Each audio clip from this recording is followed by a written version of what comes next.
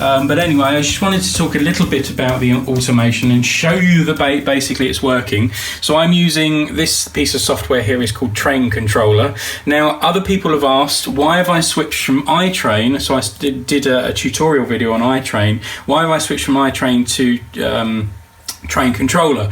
The answer to that is really simple, really. I couldn't get iTrain working with the block detection. I tried lots of different things and it just wasn't intuitive enough, and there wasn't much instructional videos online or much documentation on how to get it set up.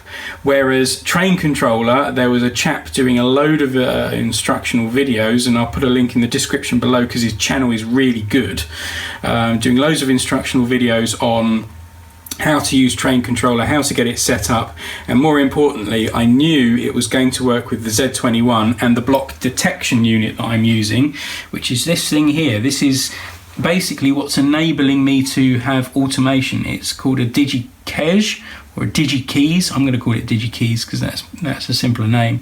DR4088RB-CS. What an amazing name that is. And that's basically allowing block detection.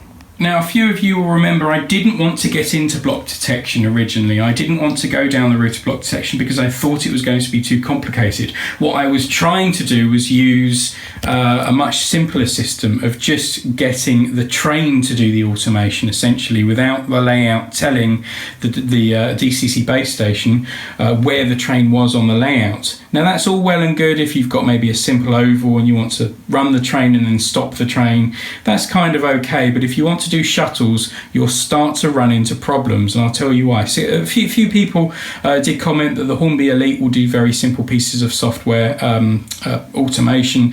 There's also the Hornby Sapphire decoder that will allow you to program a shuttle back and forth and some automation. I'm going to tell you why that system is very crude and for me doesn't quite work. So let's imagine these two coaches here are an EMU or a DMU. They're only a couple of Mark 1s, but let's imagine this is a powered loco with a DCC chip inside. Now, let's say we set up a very simple piece of automation that says move this train 10 centimeters to the right, and it's going to go up to there, and my stop point is just going to be where the third rail ends. Move it to there, wait for a certain amount of time, and then move it 10 centimeters back to the left. Then keep repeating this shuttle, let's say indefinitely. Now, the decoder has no information about the track, it has no feedback from the layout where it is. It will just run the wheels and run the motor on the actual train. So for the first few times, it does it no problem. It gets to its destination, it moves back to its original starting place, and it does its 10 centimeters over and over again, and it's okay, and it always returns to its return destination. Now, let's say on maybe the 10th attempt of doing this, maybe the coupler gets caught on something on the track. Maybe it gets caught on a pin or something. Maybe it gets caught on a point blade or something like that. And basically, the train doesn't therefore make it to the end of its run. Now, the decoder doesn't know anything about that. The decoder has been spinning the wheels continuously, and therefore it thinks it's got to the end of its run perfectly. But we know, in real life, the train is short of its original destination. That means when it runs it back in the other direction, it has no way of knowing that it's got run short of its destination. So it's basically going to run exactly the same length in the opposite direction, and it's going to run much further back. Now, let's say that this process happens quite a few times. It keeps getting caught on something here, and basically the train keeps getting shorter and shorter and shorter to its destination. Now, eventually, if you keep this going on, at some point you're going to run into a problem where the train then runs into the buffers, or if it happened in this direction, it runs into the points and it derails and it causes a short, and basically it ends your shuttle quite abruptly. And that's the reason it's very hard to do automation without block detection, because there is no way of the DCC base station and no way of the decoders knowing where the train is on the track. Now, if you have some kind of feedback from the track, be that block detection or a sensor, basically you're sending a little signal back to the DCC base station or the software saying, the train is in this position. Now, beyond that position, you still might get a little bit of variation in where it stops, but when it runs back in the opposite direction, it will always pass the same sensor saying, at this moment I'm in this position, and it will help the system locate that train, help that train stop efficiently. Now, as I said, I'm not going to get into train controller and how we program it today, but I'm just going to run these functions for you now. Hopefully it's all going to work.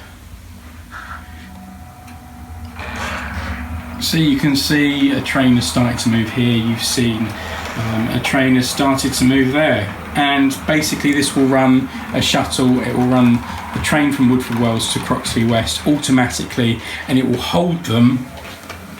It will hold them in the fiddle yard until a route has become clear. I will do a future video, I think, on how this has been set up and how this is wired. I don't want to get into this in this video today because I'm very aware I'm already rambling on, but I just wanted to show you the automation working and to show you that I have switched from iTrain to train controller. And I have actually paid for this bit of software. I'm actually waiting for the USB key to arrive, which is another funny story in itself. This software uses a USB key like it's 2005. Oh well, I'm waiting for that to arrive. So this is only a demo piece of software, but it's basically the bit of kit that I will be using. Basically, the demo expires after about 15 minutes, and you have to shut it down and then reload it. Excuse all the points switching, but it's doing all its automation thing on its own, which is fantastic.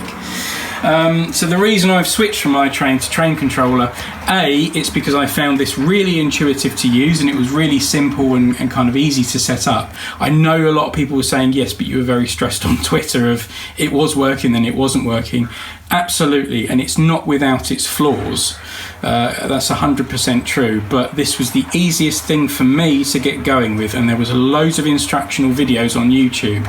In a way, I'm slightly sad that I didn't get iTrain working because I knew there weren't instructional videos on YouTube, and I was rather hoping that I could be the one to add them to YouTube, but I just couldn't get iTrain working with the automation, which was very frustrating.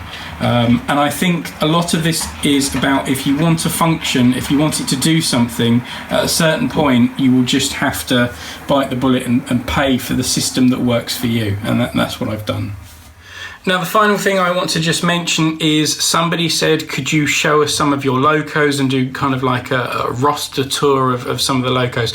That's a brilliant idea, and I do want to do that. Most modelers, as part of their layout updates, will show recent purchases, what rolling stock they got on the layout, and I'm very aware I've done none of that throughout the 10 or 11 episodes that we've been doing Woodford Wells, so I do want to do something like that. I'm thinking of either doing locos in sort of maybe batches of 2 or 3 and showcasing some rolling stock as well, or actually going in and making a video dedicated to each loco, and I think that will give me a lot of content for the future, so I might do that. Tell me kind of how you want to see some of sort of the rolling stock, and me talk a little bit more about the rolling stock. Do you want to see them in sort of batches, or do you want kind of little mini reviews of each loco, and me tell you what I think of how they run, as well as kind of some information about where you can buy it, product numbers, running numbers, all that kind of stuff. Somebody suggested that, and I thought, yes, that's a brilliant idea. So whoever suggested that, good one. It's coming. It will come soon at some point. So things that are coming up in the immediate future, a little bit more on the automation. I'm not going to do whole instructional videos because I can link you to much better instructional videos on that. So that's all going to come up soon. Possible stuff with the kind of the IKEA corner. I'm going to call it that, the IKEA corner. That's all going to come up, and lots of stuff on the rolling stock, because I'm very aware we've got to a point on Woodford Wells where most of the scenery is kind of complete, so I've not got major projects to talk about scenery wise, so let's move on to talking about some of the rolling stock. I also do still intend to build a test track and also talk about how I wire up for automation and how I wire up block detection. I think that will be quite useful to explain, and easy enough for me to explain it, because some of the automation software I find, I did try, it's quite hard to explain in a video, so I will link to people who have done that better than I can do, but I think I can talk through something similar to this, but with block detection, and I will get round to eventually building that, so that will come in the future. Thank you to all the comments that have come into Calling All Stations over recent months. They've all been fantastic, and I really appreciate that lots of you are enjoying the channel. That's really good. Really enjoy the feedback and reading what you guys think.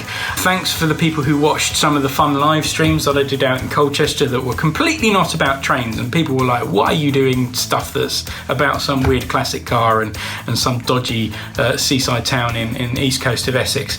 That was just basically a bit of fun. I might do some more of those in the future. I saw that I don't really get many thumb down likes on the channel, which is a good thing, obviously, but I got a few on the live streams, so maybe you guys you don't like the live stream so much. I might do a couple more. Maybe I'll find some content to do live streams on the train, on trains. I did the periscopes on Walk the Tube, don't forget, you can go back and watch those. But yeah, I might do some more of those, but thanks for watching, and thanks for the feedback if you did watch some of those live. Those were quite fun. Anyway, as always, thanks for watching Calling All Stations. Do stay tuned for the next update, which will come soon, and thanks for joining me. See you soon.